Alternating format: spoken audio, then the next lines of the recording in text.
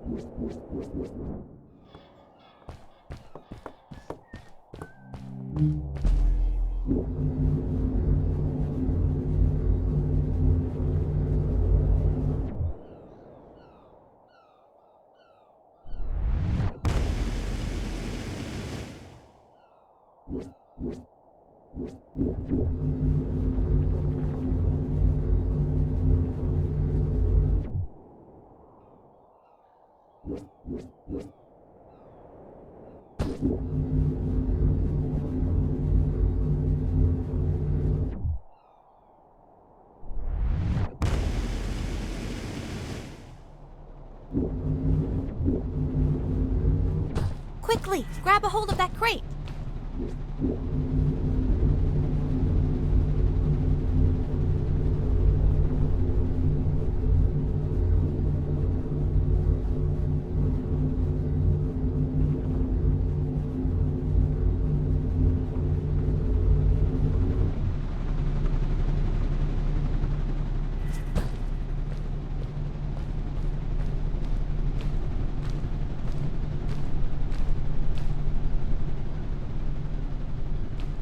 Good day. Here's a boat to Ice Cave. Though I'd take the other one if I were you. That one goes back to the outpost. Wait a minute. I was thinking. I don't know if I should go with you. I mean, I want to, but I also want to, well, stay here. Maybe it's strange, but I just feel like these people liked me and accepted me for who I am. Kinda like you. I want to be with you too, and help you find Fred. I don't know what I want the most. I told Madeline that I would accept whatever choice she made. I just never thought about it until now that maybe it wasn't Fred I was looking for when I came with you. Maybe I was just looking for a way out. Somewhere to be free. And I know that if anyone can find Fred, it's you. If you meet him, when you meet him, tell him to come see me, okay? I promised. Thank you. I'm glad I met you.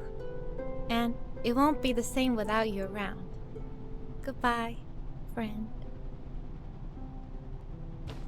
I said goodbye to Maddie, and I had a feeling that this was the last time I'd see her. But even in this sad moment, I was happy for her. She had found a place where she belonged.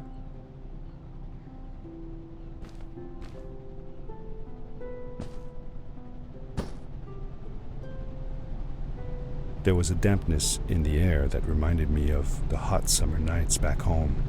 But as the sun was setting, I could feel the chill creeping up on me, and the path we were traveling on seemed to lead us into a second ice age. Winter was coming.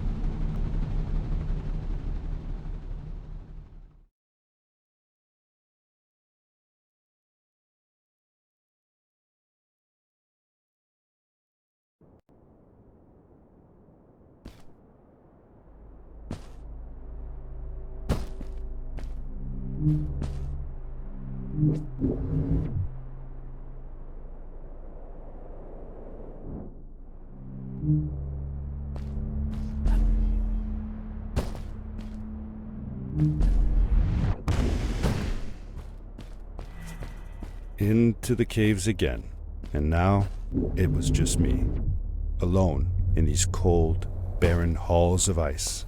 But Fred had been here, and now I could feel it.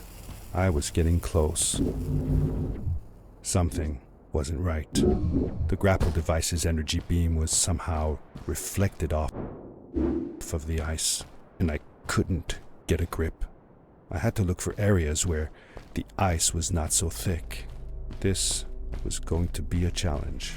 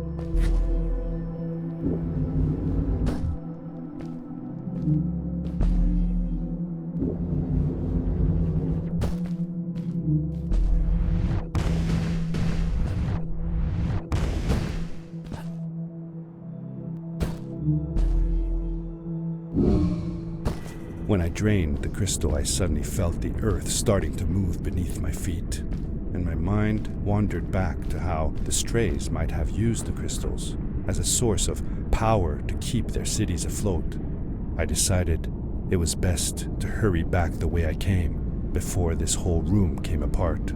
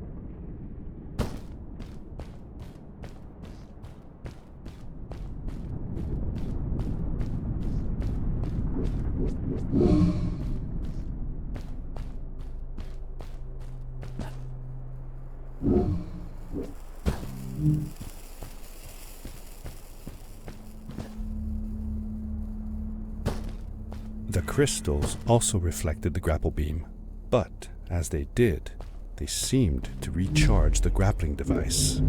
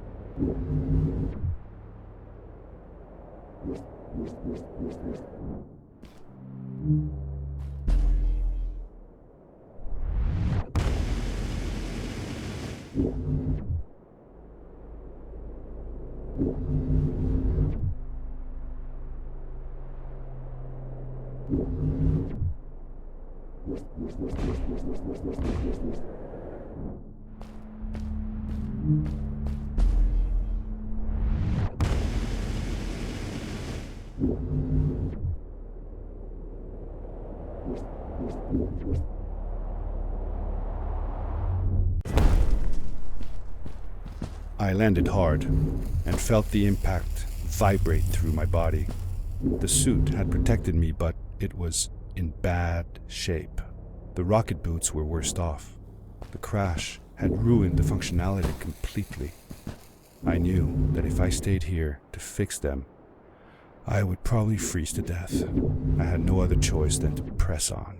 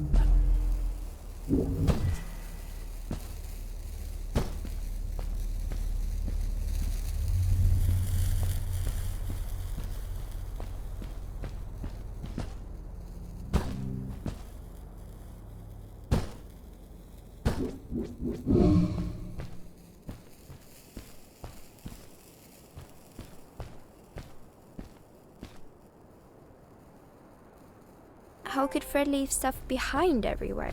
How much was he carrying? As I remember it, Fred wasn't that good at keeping track of all his things. Like you. Hey, it's not like you're any better. Sorry.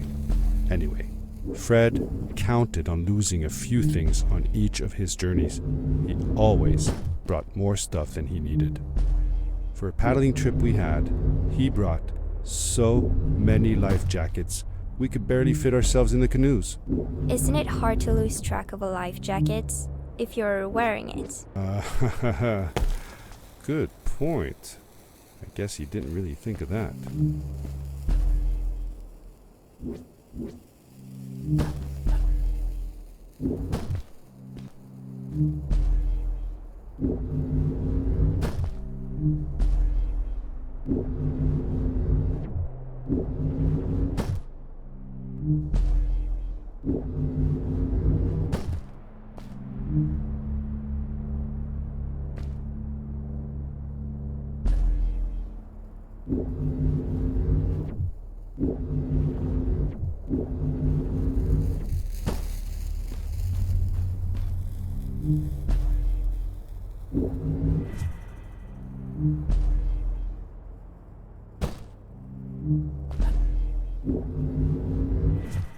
I found another one of Fred's campsite, noticeably newer than the others. The fire was still smoldering, and I could faintly pick up the smell of the aftershave he always used. I was closing in on him. I could feel it. He had left some tools behind that I could use to repair my boots. That should do it. Good as new.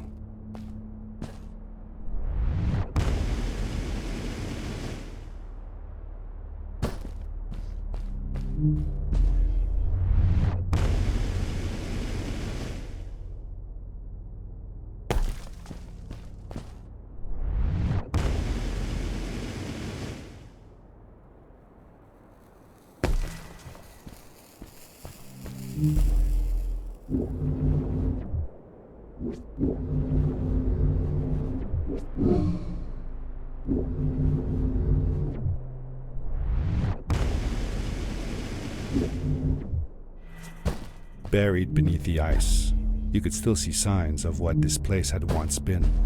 Something not unlike the caves where the village lay. The ice age must have come suddenly, washing over it like a freezing tsunami. Now it lay desolated.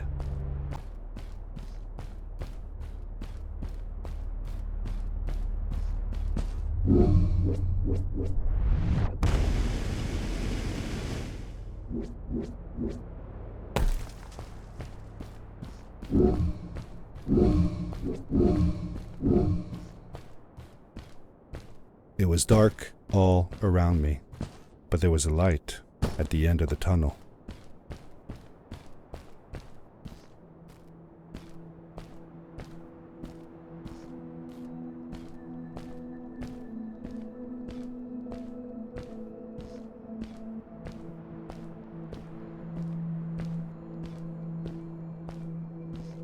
Hello? Nephew? Uncle Fred, I finally found him. My little boy. I'm glad to see you. And you're wearing the suit I made you. But how can you be here? I said that I found the suit in his workshop and that I came looking for him. I'm sorry for being away for so long. But I've been busy down here, you see. The frog people. That was an experiment of mine. Do you remember the eggs I found before? I sent them here by accident, and I had to follow. By the time I got here, they were already growing. These caves were empty before, but my experiment has made them full of life. I've conducted research on them and documented everything about them. And I built a new crystal-powered pad to be able to get back to my colleagues and show them how fantastic this all is. I interrupted Fred and told him about Maddie, how we came all the way to Starhaven together, and that I had promised to ask him if he would go see her there. Madeline. My little Maddie. I should have taken her to see Starhaven long ago. She was always so curious about the strays. I loved her. I wanted to protect her. Or rather, protect myself from losing her. I've changed my mind. I'm not going home. What does research or praise matter when I can be here with these creatures? They need me. And it's just as well. I don't trust this pad for more than one ride anyway. You need that ride. I didn't want to go home, and I asked if I could stay with him and Maddie instead. I'm sorry, nephew. As much as I enjoy having you here, you must go home. Explore the world on your own. Have your own adventures. I reluctantly agreed to go home. I was going to miss my uncle. I will miss you too. But I'm sure you'll do phenomenal on your own. And don't worry about me or Maddie. We'll be fine. The pad is yours, boy. When you're ready.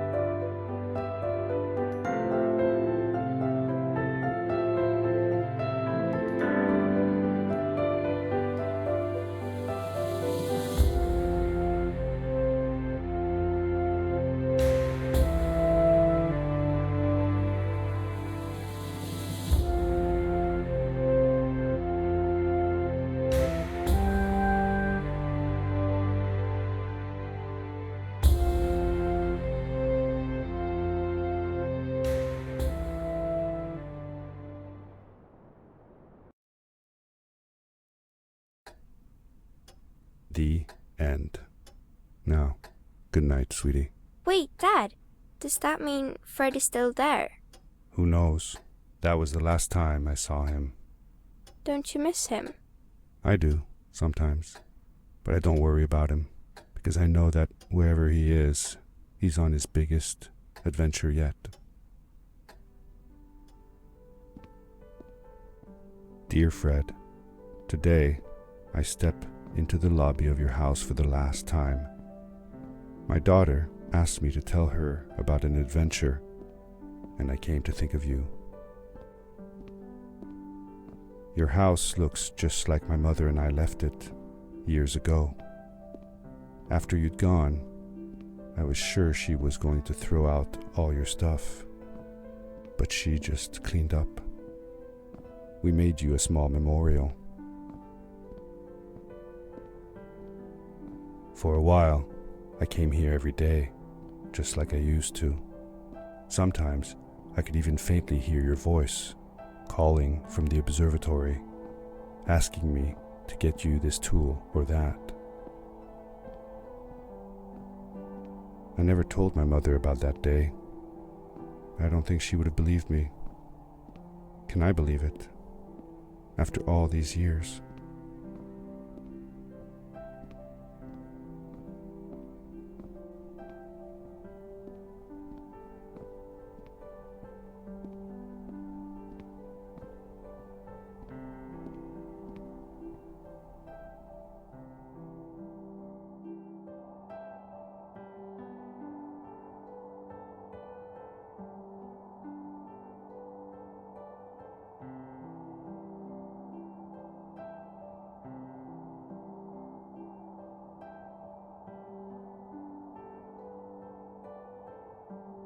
Uncle Fred, thanks to you, I have found an even greater adventure. Thank you. Love, your nephew.